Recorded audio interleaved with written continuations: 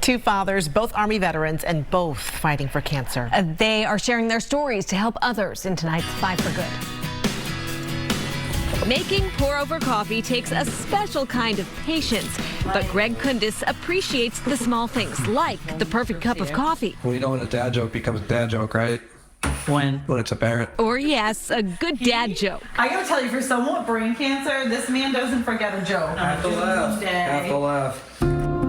Husband to Teresa and father to Izzy, who's nearly 2. Now she really lengthened out though. Now she has his height for sure. And an Army veteran, Greg was diagnosed with brain cancer in 2018. My 7th year, I was actually, that was when I had my brain cancer diagnosis. So I did my last year in the military with brain cancer. After surgery, he was stable for 5 years, but the cancer returned. It's stage 4. He endured 3 craniotomies, a biopsy, has taken part in numerous clinical trials. They say the word terminal, but it's a pretty loose word. I think, you know, the way that medicine and technology is moving right now, it's awesome.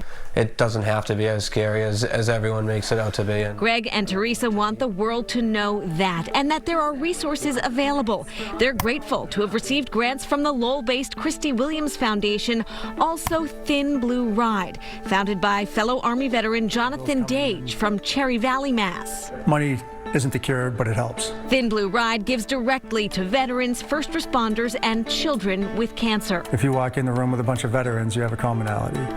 Cops, same thing. Cancer, it's the same thing. It's important to seek out these groups because that acts as a form of therapy, because people know what you're talking about. Jonathan knows about all of it. He spent 18 years in law enforcement, served 2 combat tours in Iraq, and survived testicular cancer that impacted his lymph nodes, then spread to his chest, lungs, and brain. It spread to the brain a second time.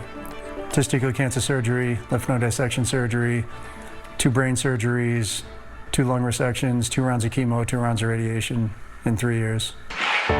Then cancer-free for 7 years. Riding the Pan Mass Challenge to support research sparked the idea for Thin Blue Ride, which became an official nonprofit in 2016. And since then, we've helped over 50 families around the country. We've written checks anywhere from $500 to over $50,000. Now, like Greg, though, he is back in the cancer fight. He has leukemia managed with daily medication. For both men, there is no quit. For Jonathan, that looks like running Thin Blue Ride, and he wrote a book, Beyond Survival. The purpose of the book was to tell my kids, because I didn't want anything to happen to me where they wouldn't understand my past. And it was a form of therapy, and I'll tell my story 1,000 times if it's going to help somebody. For Greg, sharing his story also helps. When someone reaches out to you during a hard time like that and asks you those tough questions, it means the world. And Izzy, Greg and Teresa's whole world, is an ever-present motivator. And at the end of the day, we get to come home and have each other, you know, and she gets to see how strong her parents are. Every day you get to wake up and you got that big blue, beautiful sky out there, and it's, what else can you ask for in life? The most amazing perspectives and attitudes, both Greg and Jonathan, amazing men and dads and husbands, so strong.